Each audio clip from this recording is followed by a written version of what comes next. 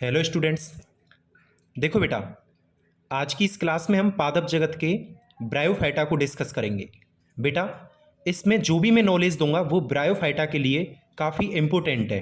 याद रखना बेटा, जितने भी स्टूडेंट लैब असिस्टेंट की तैयारी कर रहे हैं तो लैब असिस्टेंट वालों के लिए ये क्लास काफ़ी इम्पोर्टेंट है।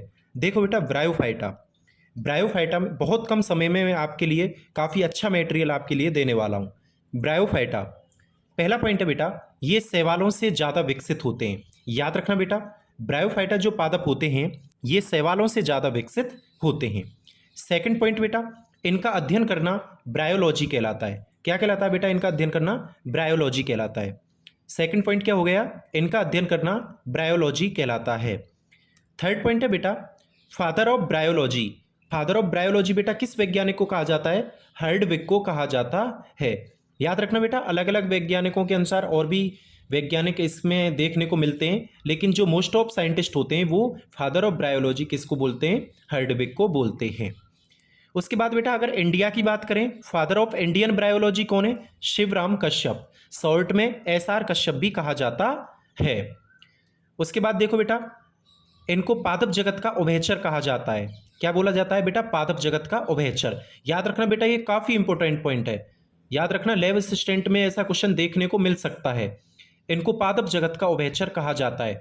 उभयचर का मतलब क्या होता है बेटा? जो जल और थल दोनों पर रह सकते हैं। हाँ बेटा, ये पादप ऐसे हैं जो जल और थल दोनों पर रहते हैं। इस पॉइंट को मैं आगे डिस्कस करने वाला हूं। ब्रायोफाइटा शब्द बेटा रॉबर्ट ब्राउन नामक वैज्ञानिक ने दिया। बेटा, सबसे पहले कौन सा ऐसा वैज्ञानिक आया जिसने ब्रायोफाइटा शब्द का इस्तेमाल किया? तो याद रखना, ब्रायोफाइटा शब्द बेटा किसने दिया था? रॉबर्ट ब्राउन नामक वैज्ञानिक ने दिया था। उसके बाद बेटा अगर बताऊं कि इनका पादप शरीर वही शैवालों का पादप शरीर थैलस है, इनका भी पादप शरीर क्या होता है बेटा? थैलस कहलाता है। मूल अनुपस्थित होती हैं। बेटा याद रखना, इनके अंदर बेटा जड़ क्या होती हैं? जड़ अनुपस्थित होती हैं, लेकिन जड़ों के स्थान पर क्या होते हैं? मूलाभास पाए जाते हैं। बेटा ये काफी अच्छा पॉइंट है कि इनमें क्या बेटा? मूलाभास पाए जाते हैं। जड़ों के स्थान पर क्या पाए जाते हैं? मूलाभास पाए जाते हैं।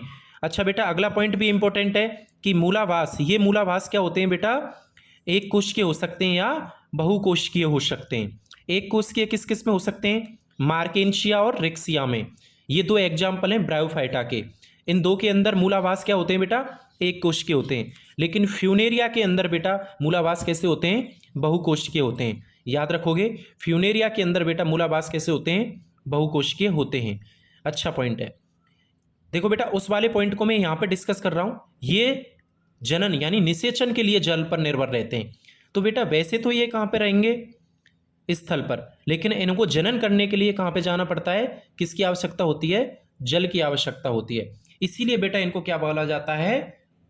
पादप जगत का उभयचर कहा जाता है। ठीक है, तो पादप जगत का उभयचर क्यों कहा जाता है? क्योंकि ये जनन करने के लिए इनको किसकी आवश्यकता होती है? जल की आवश्यकता होती है। ये पॉइंट अच्छा पॉइंट है बेटा। ब्रायोफाइटा पादपों को जनन करने के लिए किसकी आवश्यकता होती है? जल की आवश्यकता होती है। उसके बाद बेटा अगला पॉइंट है, ये नम एवं छायादार स्थानों में पाए जाते हैं। अगर कोई आपसे पूछे कि ब्रायोफाइटा कहाँ पाए जाते हैं, तो नम एवं छायादार स्थानों में पाए जाते हैं। उसके बाद बेटा अगला पॉइंट है क्या? कि ये इनमें संवहन ऊतक अनुपस्थित होते हैं। संवहन ऊतक अनुपस्थित होते हैं। संवहन ऊतक का मतलब क्या है बेटा? जाइलम, जाइलम व फिलोयम। तो इनमें जाइलम और फिलोयम क्या होते हैं बेटा? अनुपस्थित होते हैं। याद रखना, नहीं पाए जाते। इसीलिए इनको बेटा क्या कह सकते हैं? असंवहनीय पादप भी कह सकते हैं। असंवहनीय, जिसमें संवहन क्रिया नहीं होती है, असंवहनीय पादप भी कह सकते हैं। उसके बाद बेटा अगला पॉइंट क्या है? इनका नर जननांग क्या कहलाता है? पुंधानी। शैवालों का भी नर जननांग पुंधानी था, लेकिन बेटा यहां पर चेंज है। इनका मादा जननांग क्या कहलाता है? स्त्रीधानी। बेटा बहुत इंपॉर्टेंट है। अगर कोई आपसे पूछे कि सर्वप्रथम पादप जगत में पहली बार स्त्रीधानी कौन से पादपों में देखने को मिली, तो बेटा याद रखना ब्रायोफाइटा पादपों में। तो सबसे पहले सर्वप्रथम सर्वप्रथम देखने को मिली, देखने को मिली सर्वप्रथम कौन से पादपों में देखने को मिली बेटा? स्त्रीधानी, ब्रायोफाइटा पादपों में। ठीक है, उसके बाद ये कैसे पादप है? प्रथम स्थलीय पादप है, क्योंकि बेटा सब इनसे पहले हमने शैवाल पढ़े थे। शैवाल तो नमी वाले स्थानों में मिलते हैं, जल वाली जगह पे। ठीक है, लेकिन सबसे ये स्थल पर तो आए लेकिन पूर्ण रूप से नहीं आए। अब आप मुझसे पूछोगे कि सर पूर्ण रूप से क्यों नहीं आए, तो मैंने अभी बताया था ये जनन के लिए किस पे निर्भर रहते हैं बेटा, जल पर निर्भर रहते हैं। इनको पानी की आवश्यकता होती है, निषेचन करने के लिए इनको किसकी आवश्यकता होती है, पानी की आवश्यकता होती है। दोबारा देखो बेटा, एक बार जल्दी से रिवीजन करा देता हूं बेटा। लैब असिस्टेंट में जो भी मैं करा रहा हूं बेटा वही चीज पूछी जाएगी, ना के बराबर चांस है बेटा कि आपको कुछ भी बाहर से देखने को मिले। तो इसलिए बेटा बहुत इंपॉर्टेंट क्लास है, आप चैनल को सब्सक्राइब करके रख लो, बेल आइकन को दबा के रख लो बेटा, नोटिफिकेशन मिलती रहेगी। पक्का आपको बेटा ये याद रखना, बहुत इंपॉर्टेंट क्लास है, आपके लिए फायदेमंद होने वाली है। ब्रायोफाइटा शैवालों से ज़्यादा विकसित, इनका अध्ययन करना bryology. Father of bryology Hedwig, father of Indian bryology Shivram Kashyap. इन्हें पादप जगत का उभयचर। ब्रायोफाइटा शब्द रॉबर्ट ब्राउन ने। पादप शरीर थैलस कहलाता है। मूल यानी जड़ें अनुपस्थित होती हैं, लेकिन उनके स्थान पर क्या मिलते हैं, मूलाभास। ये मूलाभास एक कोश के हो सकते हैं या बहुकोश के हो सकते हैं। सर कहाँ पे एक कोशीय हो सकते हैं, मार्केंसिया और रिक्सिया में एक कोशिकीय है, बहुकोशीय कहाँ, फ्यूनेरिया में। जनन के लिए या निषेचन के लिए जल पर निर्भर रहते हैं। कहाँ पाए जाते हैं, नम एवं छायादार स्थानों पर पाए जाते हैं। संवहन ऊतक इनमें अनुपस्थित होते हैं, अर्थात जाइलम और फिलोयम नहीं पाए जाते, इसलिए इनको कौन से पादप बोलते हैं, असंवहनीय पादप कहते हैं।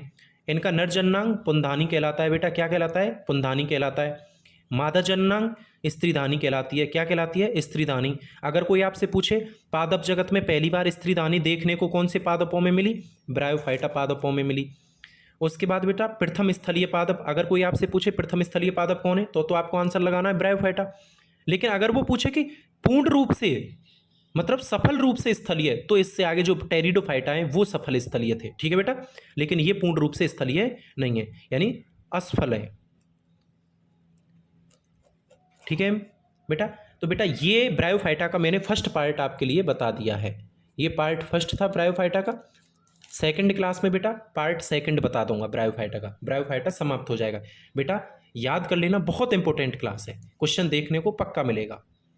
थैंक यू बेटा, नेक्स्ट क्लास में मिलते हैं ब्रायोफाइटा के सेकंड पार्ट के साथ।